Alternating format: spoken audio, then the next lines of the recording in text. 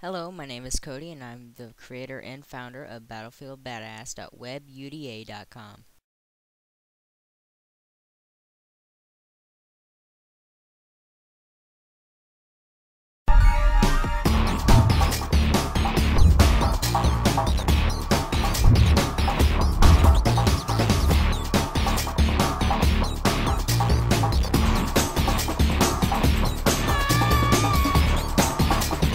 Hey everyone, how's it going? My name is Kevin O'Leary and I'm the product manager for Battlefield Bad Company 2.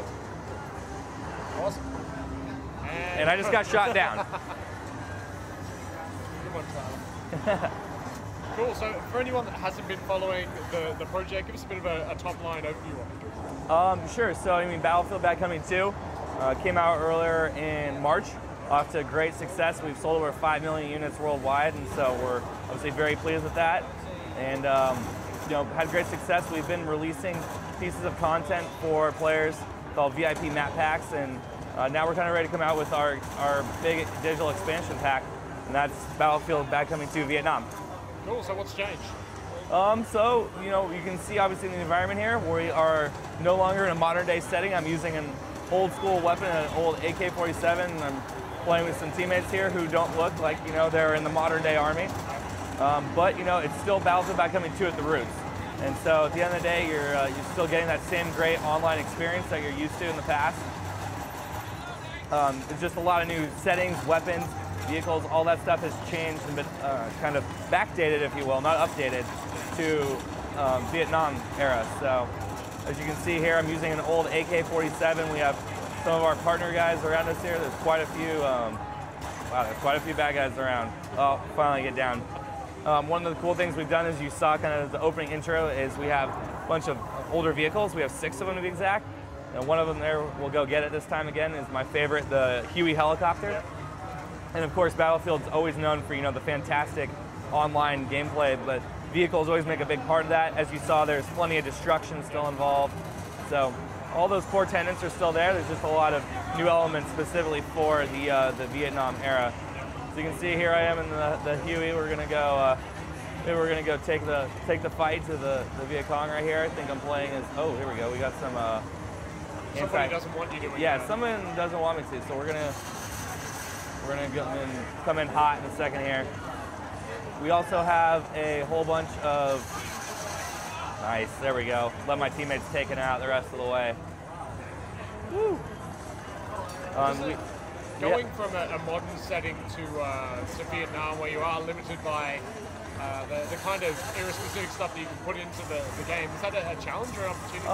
I think it's a little bit of both. You look at it in the terms of the fact is we wanted to make an expansion pack out of this game, and we didn't want it to be just new content and for the sake of content. So it's a really cool experience when you get in there. You look at the numbers and stuff, and you're like, okay, there's new weapons, there's new maps, there's all that new stuff. But at the end of the day, I can still come in here and try and do, come in there and try and dump a vehicle right on him. Kill this guy down for us, there we go. So at the end of the day, it's a brand new experience, but still feels like Battlefield.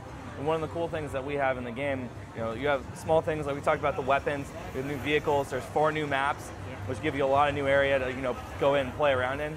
But together, it feels like a brand new experience. So you have these great things like, the destruction of the vehicles, but you're getting in there using different weapons, and it really just feels differently. And you get stuff. One of the big things I've taken away is the dense foliage.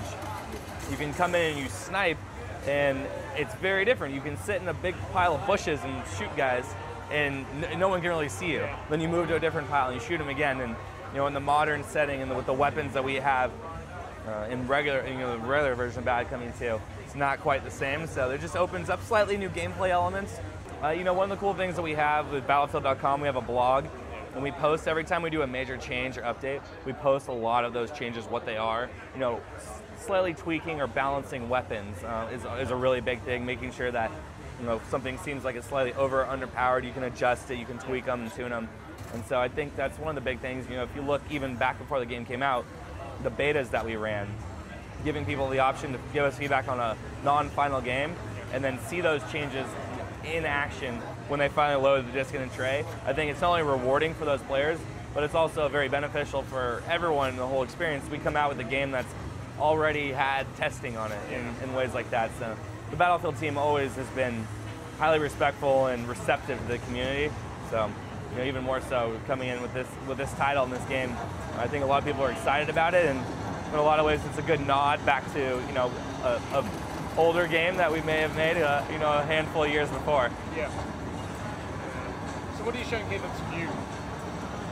So I mean, everything, like we talked about, the setting itself is new. You know, we have the same modes that we've had in Bad Company 2, but this map itself is called Fubai Valley. And so as you can see, as we were talking about, like the dense foliage and stuff like that, we have 4 total maps, and there's good variety within those maps themselves as well. So this is just one of the many to show.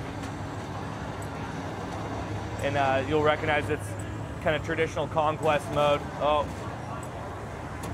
So now I'm going to switch to the gunner and see if I can. All right.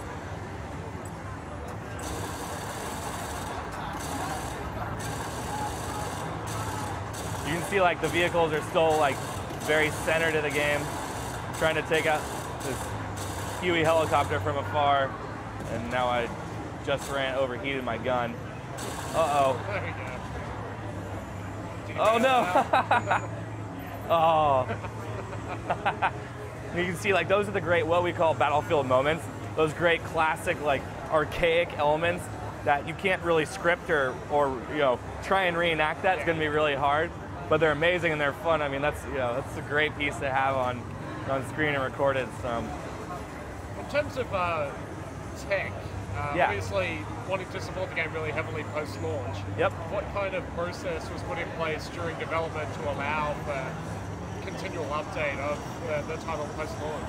I mean, I think, you know, the first thing you're going to look at is what we did with the VIP map packs, and you know, we rewarded a lot of our loyal customers, the guys that keep coming back, the ones that we know are going to be interested in the game, and we let them know that, like, hey, all right, we're going to be giving you guys, you know, revised maps, like different modes that you played. You know, for example, like Nelson Bay was a really cool map that people liked, and we opened it up to a different mode that you can now try it in a different scenario. And obviously, you know, the difference between Conquest or Squad Deathmatch or Rush, there's, you know, we make different modes for a reason, and so give people good reason to come back and try new stuff. It's coming out on all 3 platforms that we support, so PlayStation 3, Xbox 360, and PC, and you'll be looking out for it later this winter.